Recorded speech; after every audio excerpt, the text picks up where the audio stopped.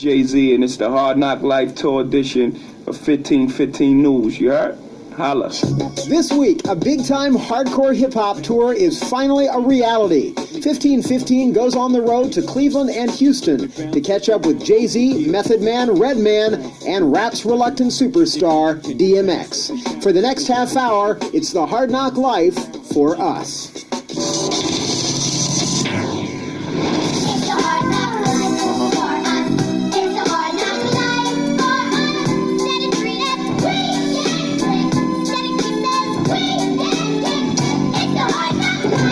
Welcome to 1515 and welcome to Cleveland, Ohio for a special road edition of the show. We have caught up with quite possibly the most important tour of the year, the Hard Knock Live Tour. More on the particular significance of this show in a minute, but first let's check in with Jay-Z as he gets ready for tonight's show. Yeah, what up? It's Jay-Z, live in freezing Cleveland right now. It's cold. About to head over to the venue. This is like the fourth show, I believe. Sold out like 4 nights. Everything's smooth. So, y'all come with me. Y'all ain't got it. First show in Charlotte, we set a record. We put the most people in that building like ever. It was like a 360 sellout. You gotta understand, a 360 sellout, the seats behind the signs where it's obstructed view. You can't. That's what it say on the ticket. It says obstructed view. You can't really see the stage. And then we performing into the crowd, and they're behind us. I mean, so that's love right there. They really wanted to be a part of that. We got stuck in a snowstorm like Pennsylvania, but we went around it. So we was alright, but all the trucks with all the equipment and everything, they was all stuck in a snowstorm for like 5 hours. It's crazy. We had to use the house lights, the lights that's already there. We might not have our special pyro and all that stuff that we usually use for the show. But everything else the show goes on, everything else gonna go on just as planned.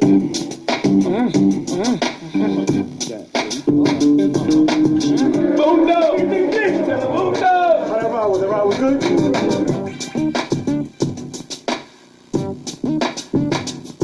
I used to get here, then go over the list. Like some days we just change the list up. The order in which we do the shows. And we just sit in the room. We got a whole little entertainment system, PlayStation and DVD and VCRs and all that. I just cool out, dress room for a minute. I don't know why they always bring Miller Genuine Draft. I think Dame asks for that. That's Dame Miller Genuine Draft right here. Right, go ahead, man. What do you ask for? Where is that? Cristal. It's my drink. The good thing about this show, and we knew it was like, you got a lot of different guys, and everybody got songs, and everybody is a good performer. You know what I mean? So you don't have any laps. Redman and Method Man, they do their thing together. They show together. They on these things, so they fly into the audience on high, crazy. DMX. I mean, they love that guy. He could be on stage, just he do his prayer, they go crazy. You know what I mean? And then I go on.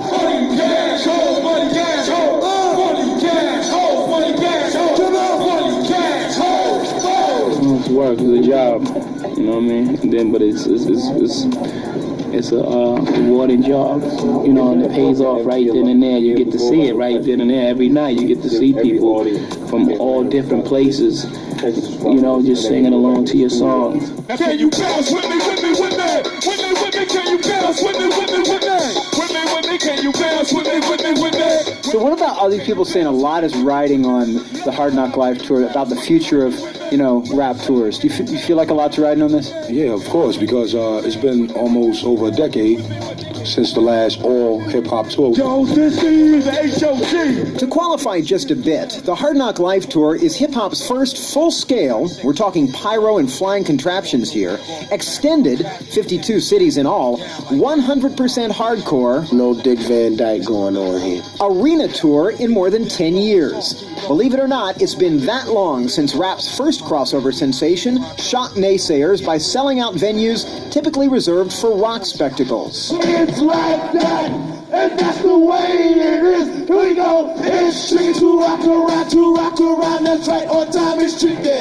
Run DMC's 1986 Raising Hell tour, by virtue of its sheer existence, was a phenomenal cultural achievement for hip-hop, but it was also marred by a string of unrelated yet high-profile violent incidents, including a gang-related riot in Long Beach. We saw everything. You see people getting slapped with chairs and blood gushing out of people. It was terrible. And despite more stringent security measures, often sanctioned by the artists themselves, violence, occasionally fatal, continued to plague hip-hop shows. 99% of people who want to see Run DMC are going to be hurt because of the 1% who just want to have gang fights. Indeed, by the turn of the decade, just a few short years after they began, hip-hop arena tours were virtually obsolete, as promoters and venues across the country either officially banned or simply chose not to book rap shows. While heavy metal concerts, too, were often problematic, the cost of insuring hip-hop shows became prohibitive. You know, for a while we couldn't tour because, I mean, we had to get so much security for the buildings, and they was pushing the insurance up so high, you know, because they thought something was going to happen. Cause ain't nothing but a G-thing, baby. Too moped up G, so we're crazy. The rise of gangsta rap did little to reinstill confidences, and for much of the 90s, hip-hoppers wanting to perform, even the biggest of stars, were often forced to play poorly promoted shows in out-of-the-way, non-traditional venues, many of which inevitably had one thing in common. Sound systems are terrible, a lot of times, all the time. 9 times out of 10. Shows on this level do take a certain expertise, and you're going to need the best venues and the best promoters and the radio stations, and it's a communal effort to make shows on this level succeed. And without those communal efforts, shows don't always succeed, as was evidenced by the hardcore Survival of the Illest tour just 8 short months ago. Gigs were sometimes oversized and undersold, other times undersized and oversold. And despite the genre's increasingly multiracial appeal, the concert-going crowds remained invariably homogenous. Like in a club, you're not going to see a little white kid or a little suburban kid going to the club at 12 or 1 o'clock at night, or his parents might not want to go in a bad neighborhood. With financial backing from the House of Blues, however, Smokin' Grooves, hip-hop's mid-90s answer to Lollapalooza, helped push at least some live rap back into mainstream venues. But without a doubt, it was Puff Daddy's 1997 extravaganza that paved the way for today's landmark roadshow, though hard knockers are quick to distinguish this tour from its predecessors. I mean, no disrespect to any of those 2 tours, but that wasn't straight hip-hop. We bringing out the grimy. It's none of that glitter suit wearing, you know, it's none of that real saturated hip-hop. It's all grimy, underground type stuff. Low pop doobie wop. Still, Puffy's 45-city tour reported no incidents and sold out arenas across the country, grossing some $17 million, proving to promoters that, on the cusp of the new millennium, hip-hop is quite simply all about the Benjamins. They want to make money, so it would be stupid for them to, you know, whether they have any kind of prejudice against it or the fears. The point is, people are buying hip-hop, so people want to see hip-hop. I guess now, you know, with the proliferation of hip-hop, making it through the mainstream, I mean, they can't deny it. We need this so bad right now because our music is spreading out so much it can't be contained no more. We can't do the little clubs no more. It gets too packed. But we could just do this tour from beginning to end. I think that's going to open up a lot of things in hip-hop. On the count of 3, everybody say peace. 1, 2, 3. Well, you get the feeling that if anyone can pave the way for future rap tours, Hard Knock Life can. This tour also serves as something of a showcase for Def Jam Records. The biggest label in the history of rap is currently enjoying a resurgence, and it's due in no small part to the guy who's coming up next. We got the dog himself, DMX, right after this. When I'm chasing it down, never give a dog butter, have a dog life, fight whatever, all up in your gut. Give it to them all like that, ain't no love, I do them all like that, fall right up in their back.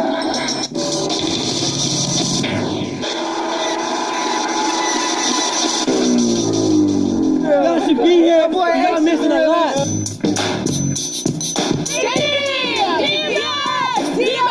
I'm representing Jay-Z, DMX, everybody. Redman is the best. I love Redman. This is like a big deal because we're like from a small town, so this is like big time. I mean, this is what it's all about right here. Well, I promised my son if he got good grades, he could pick a concert that he wanted to go to, and he chose this one. Yeah, we are going to jam. Oh, Jay-Z, my man. So I'm glad he the headliner for a change. This is my man. If y'all ain't here, we're sorry, but we're here and we're having fun. Welcome back to 1515. Well, there are a couple of blunted out brothers who make some of the cleverest hip-hop records around. They've also each got their eye on the millennium with albums titled To Cal 2000 and Docs to Name 2000. Both CDs have gone platinum, and they're the opening act on the Hard Knock Live tour. Method Man and Redman. Yo, this is the H.O.G. and our action is planned. Nobody go to the guard, say so. You got a second or more. The room for the dough. Before I blow back off the map. Contact. You need no snap. Good, get down like that. Welcome, just rocket launcher. Yes, Mr. Mac, hold the foremost. Yeah, it's a straight suicide. Look up in the sky, it's a bird, it's a plane. It's the phone down the spot, smoking Buddha on the train. How did I can kiss the sky? Who are you here to see in particular? DMX. DMX? What is it about DMX that you like? He's just good music and he's a good rapper. He's hot. He's fine. He's so fine. Where my dogs at? Right here, dog. He the livest, man. He come from New York. He the livest. He the illest. Man. He for real. DMX, baby. In the house. I'm out here to see him do his thing as he only can do it. DMX, I love you. Where's my dog at? Come on. Where my dog's at? Where my dog's at? What I give everywhere. Whether it's 3 motherfuckers standing there or 20,000. You know what I mean? I'm gonna give the same. You know, and I get the same back, so. You won't take this from me, baby. You will not take this from me, baby. Ohio. After years of hip-hop frustration, DMX has enjoyed an astonishing 12 months. First came his anthem, Get At Me Dog, then his first album debuted at #1 in May. And just before Christmas, Flesh of My Flesh, Blood of My Blood also hit #1 and sold over 670,000 copies its first week without an advanced single, video, or interview. I don't get it with you know, every 2 week interviews, every 2 week a cover or something. I'm not with all that. You know what I mean? Those who dig me without the promotion. Let's lay off it for a minute. Hey, yo, I'm slipping, I'm falling, I can't get up. Hey, yo, I'm slipping, I'm falling, I can't get up. Hey, yo, I'm slipping, I'm falling, I got to get up. Get back on my feet so I can catch up. But DMX was heavily promoted as a puffy antidote, more street savvy than upwardly mobile. Curious fans and press, though, may want to avoid the DMX household. Come across that motherfucking gate if you want to. I'm be in the house. I'll probably be cooking something. You know, making French toast or something. Right, boo-boo? You know, making scrambled eggs or something. Dog will be tearing the ass up. You hear something, boo-boo? Boo-boo don't hear nothing. Me and boo-boo in the kitchen watching the videos. I'm #1 again, boo-boo. Me and Boo gonna be chilling. Ain't no other cats got love for me. Ain't no cats gon' bust out for me. Ain't no cats gon' set love for me. But my dog's gon' be a dog for me. Come on. DMX draws a sharp distinction between his rapping persona and the real-life Earl Simmons, who lives with Boo Boo, wife Tashira Simmons, and their son Gerb. I thank you, Lord, for the love of my life and the friend. I made a promise of loving my wife till the end. Earl is the person. DMX is the performer. Earl is the person. Earl loves the dogs. Earl with the dogs. Earl walks the dogs. Earl appreciates the dogs. Earl understands the dogs. Earl bonds with the dogs. DMX gets at the crowd, loves the fans, bonds with, gives to, shows love to. They sound like they lied to me. They sound like they lied to me. Hold on. It's a whole different thing for him. It's the drive for him. You know, I'm only guessing, but you know, I guess the drive for him it's not for fame and it's not for to be a star or to do this or to do that. It's just that he just want to express himself through his art. I mean, that's been around the brother, they feel the vibe that he ain't got the front for you. Basically, it's like give it to him raw and you know, people gonna flock to that.